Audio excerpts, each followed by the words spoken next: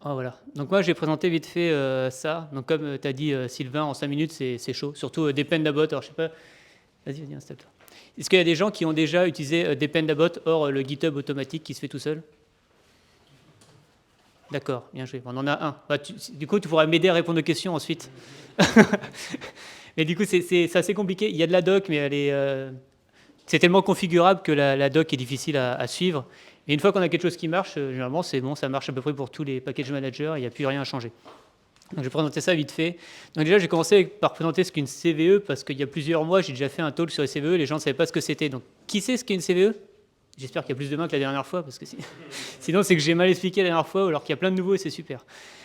Bref, une CVE, ça dit quand il y a un problème de sécurité. Donc, c'est noté entre 0 et 10. En gros, 10, c'est super grave, 9, c'est très grave. Entre 7 et 8, c'est grave. Et le reste, ça va, c'est grave, mais pas trop grave. Donc, globalement, généralement, les CVE, elles se présentent comme ça. Donc, on a il y a un pointeur sur mon truc, mais je ne sais pas si sur la télé ça marche. Tant pis.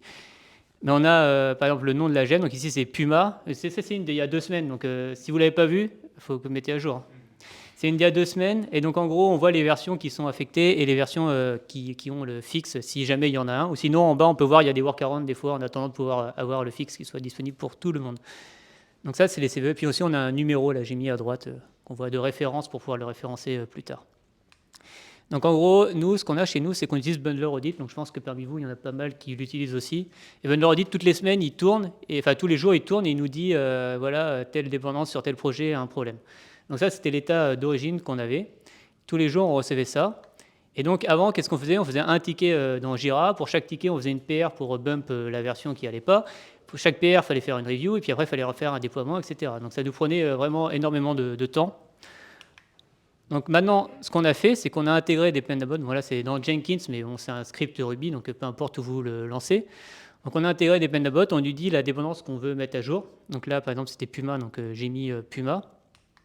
Et ensuite, il fait le tour de tous les projets et il va pour chacun des projets vérifier s'il a cette dépendance et la mettre à jour et créer le ticket Jira qui va bien, la PR, faire tous les liens, parce que quand on demande à Dependabot de faire une PR, on peut lui dire de mettre le titre qu'on veut, le corps qu'on veut, etc. Donc il nous crée tout ça, ce qui fait que maintenant, en fait, quand on arrive, voilà, on a directement notre Jira qui est prêt avec tous les détails qui vont bien. Mais c'est surtout pour le suivi, les numéros, les tickets, tracking, tout ça. Et ensuite, on retrouve la PR, donc on a tout le détail. Donc c'est un truc de sécurité, qu'on va de telle version à telle version, que c'est tel le numéro de ticket pour faire le suivi entre qu'est-ce qui a été changé dans le code et dans Jira. Et donc on voit, mais là je n'ai pas mis en grand parce qu'on ne voyait pas, mais on a les release notes, le changelog et tous les commits entre les deux numéros de version. Donc ça c'est assez pratique quand on review pour voir s'il n'y a pas des breaking change. Mais généralement, vu que ça reste sur des petits patchs, c'est pas trop problématique. Et voilà, donc ça c'est par exemple le diff que fabrique Dependabot. Et donc l'avantage aussi, c'est que grâce à ça, on a le CI qui tourne. Donc s'il prend un peu de temps, parce qu'on a on a un projet par exemple qui veut prendre 20 minutes de CI. Donc au moins, quand on lance le truc, on revient dans 20 minutes, on a toutes les PR qui sont passées dans le CI, on peut juste approuver et puis lancer pour le déploiement.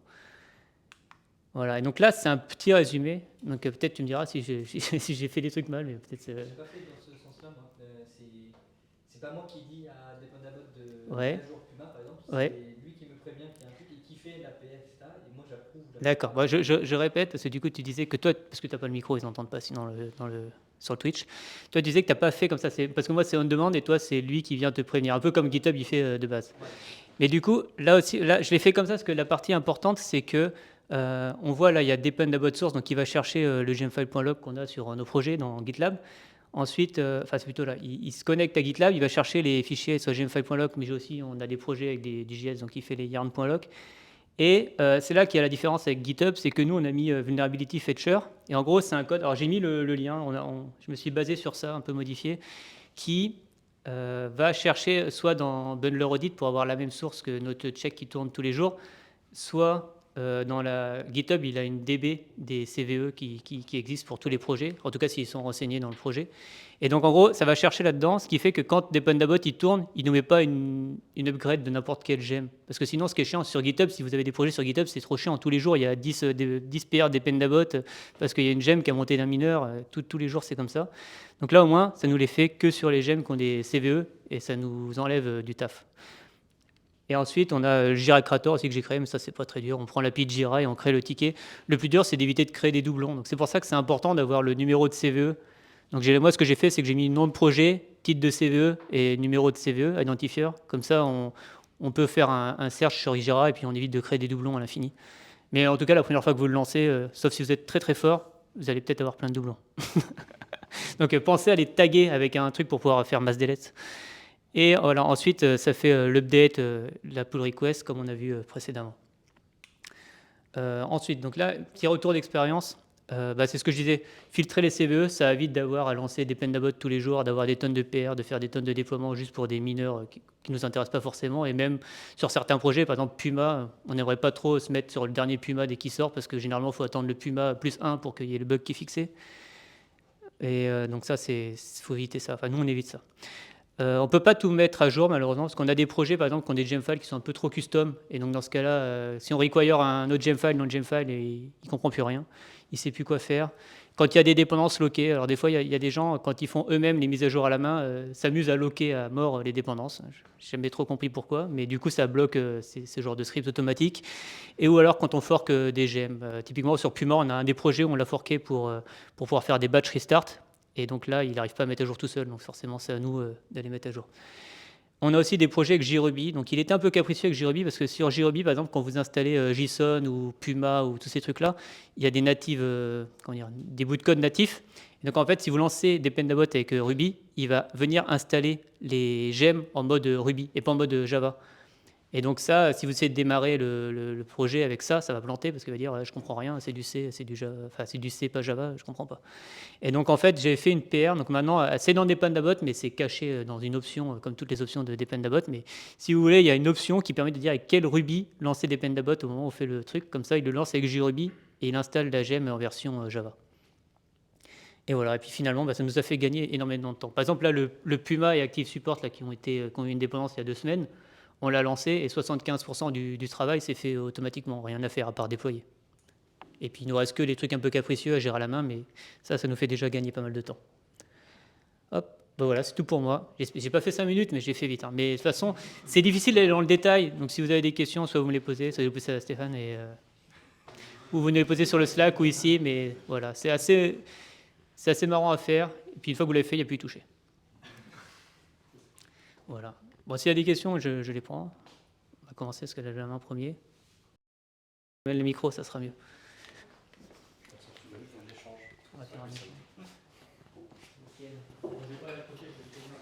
Merci pour le partage. J'ai une question qui est certainement hors situation, mais je me souviens que quand j'ai utilisé, ce fut un temps, Dependabot, le grand pain à une époque, c'est il a fallu gérer les secrets. Il y avait je ne sais pas si ça parle à tout le monde.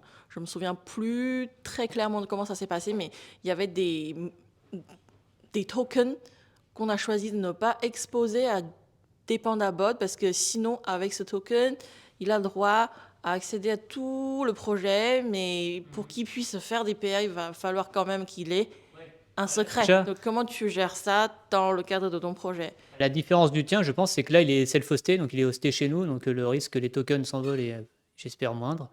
Ensuite, effectivement, pour GitLab, tu peux donner un token par projet pour donner les droits, mais globalement, là, dans l'implémentation qu'on a, il y a, je sais pas, on a 3 tokens. Il y a le token de Jira, le token de GitLab, et un token de GitHub pour pouvoir aller lire la DB des CVE de GitHub. Il faut au moins un token, même si c'est public, juste pour le rate limit. Mais globalement, je pense que la différence avec le tien, c'est que nous, il est hosté chez nous, alors que toi, tu utilisais peut-être celui en ligne, et du coup, c'est peut-être pour ça qu'ils étaient réticents à donner des secrets avec trop de force. Okay, merci.